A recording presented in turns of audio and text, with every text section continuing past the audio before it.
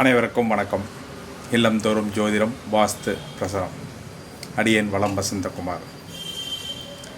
அனைவருடைய தேவையும் இன்றைய எதிர்பார்ப்பும் பணம் ஈட்டல், சம்பாதித்தல், அதற்கு முன்னெடுப்பு, இது சம்மந்தமாக தான் கேள்விகள் கேட்குறீங்க. அப்படிங்கிற பட்சத்தில் என்ன காரத்துவம் அப்படின்னு பார்த்தோம்னா, ஜோதிட ரீதியாக காலபுருஷனுக்கு 2, காலபுருஷனுக்கு 7, அதாவது 2வது ராசி ரிஷபமும் சுக்கிரன், 7ஆம் ராசி வாடிக்கையாளர் சொல்லக்கூடியது சுக்கிரன். பண வரவும் சுக்கிரனே, வாடிக்கையாளரும் சுக்கிரனே. சுக்கிரனின் அதிபதி அப்படின்னு பார்த்தோம்னா மகாலட்சுமி தாயார் தான். அப்போ 7ஆம் இடத்து சுக்கிரன் அப்படின்னா மனைவி குறிக்க.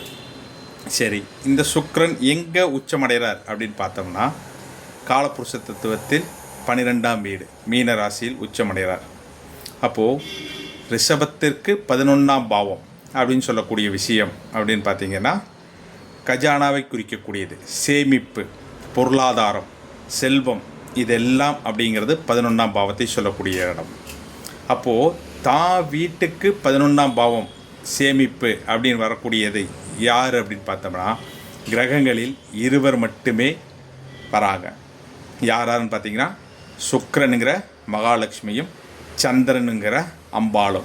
இவங்க 2 பேர் மட்டும்தான் தன்னுடைய வீட்டிற்கு 11ஆம் இடத்தில் அதிபதி மற்றும் உச்சமடைகிறவங்க. 11ஆம் பாவங்கிறது பொருள் சேர்க்கை, கஜானா, இந்த விஷயங்களில் சொல்லக்கூடிய விஷயம். அப்போது இந்த சுக்கிரனும் சந்திரனும் அப்படின்னு யாருன்னு பார்த்தீங்க அப்படின்னா, சந்திரன் அப்படிங்கிறவங்க குழந்தை பெற்ற பெண்ணை குறிக்கக்கூடியது தான் சந்திரன்.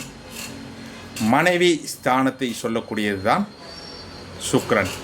அப்போது யார் ஒருவருக்கு பொருளாதார தேவை, தொழிலில் வருமானம் ஈட்டணும், அடுத்த கட்ட நகர்வுக்கு செல்லணும், இந்த மாதிரி தேவைகள் இதெல்லாம் இருக்குது அப்படின்னா ஜோதிடத்தில் நமக்கு தெளிவாக சொல்லியிருக்காங்க. சுக்கிரனும் சந்திரனும் அப்படிங்கும்போது குழந்தை பெற்ற பெண் சந்திரன் அப்படின்னா தாயாரை குறிக்கும்.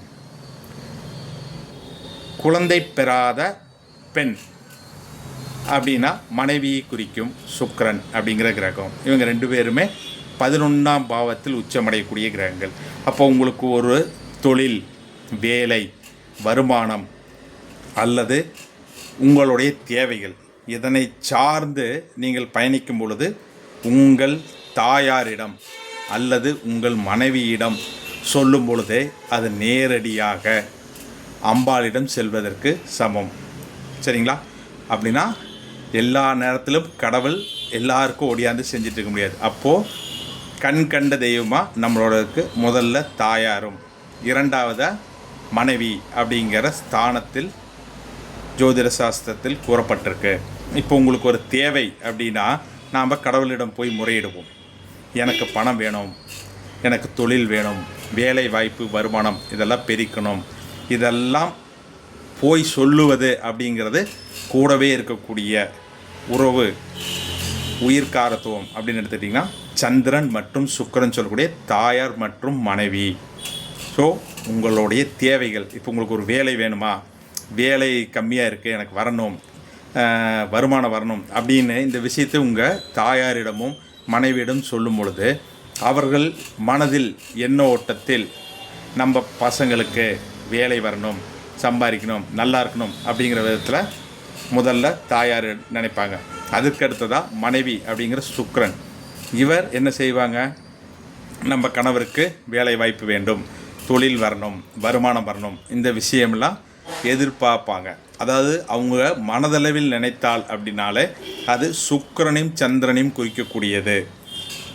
அப்போது கோயிலிடம் சென்று முறையிடுவதை காட்டிலும் உங்களுடைய தேவைகளை முதலில் உங்கள் தாயாரிடமும் உங்களுடைய மனைவியிடம் சொல்லும் பொழுதே இந்த பிரபஞ்சத்திடம் சொல்லியதற்கு சமம் அல்லது கடவுளிடம் சொல்லியதற்கு சமம்.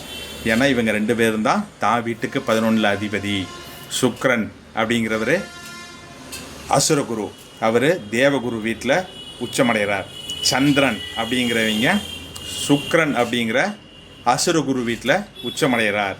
இவங்க 2 பேரும் தான் பணம், பொருள், தேவைகள், லௌகிக வாழ்க்கை அனைத்திற்கும் ஆதிபத்தியம் வைக்கிறவங்க. அப்போது முதலில் உங்களுக்கு ஒரு விஷயம் நடக்கணும், உங்களுடைய விஷயம் நடைபெறணும் அப்படிங்கிற பட்சத்தில் நீங்கள் தெய்வங்களை தேடி கோயிலில் ஓடுவதை காட்டிலும் உங்கள் இல்லத்தில் இருக்கும் தாயார் மற்றும் மனைவியிடம் சொல்லும் பொழுது அந்த காரியம் சீக்கிரம் வெற்றி பெறும், நடைபெறும். சரிங்களா? பொருள் பணம் சம்பாதிக்கணும் அப்படின்னா முதல்ல பெண்கள் அப்படின்னு உங்கள் வீட்டில் இருக்கிறவங்ககிட்ட சொல்லி அதற்கு சம்மந்தப்பட்டு இந்த பிரபஞ்சம் ஈர்த்து கொடுக்கும் பொழுது உங்களுக்கு எல்லா வெற்றிகளும் வாழ்வில் வளமும் நடைபெறும். நன்றி.